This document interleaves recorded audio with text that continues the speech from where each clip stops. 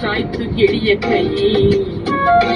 ಏಡಿ ಮೇಲೆ ಏರಿ ಪಿಲಿ ಪಿಲಿ ಕೇಳಿ ಎಂದ ರವಿರಾಯನು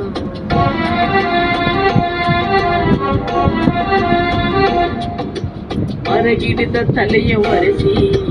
ಹಿಮ ಬಿದ್ದ ನೆಲವ ಗುಡಿಸಿ ಮಹಾ ಹೊಲದಲ್ಲಿ ಇನ್ನು ಎಂದ ನುಡಿ ಎಂದ ರವಿರಾಯನು ರವಿರಾಯ ನಿನ್ನ ಮನೆಕಾಯ ಬಿಡುವೆಂದು ನಿನಗೆ ಮಹಾರಾಯ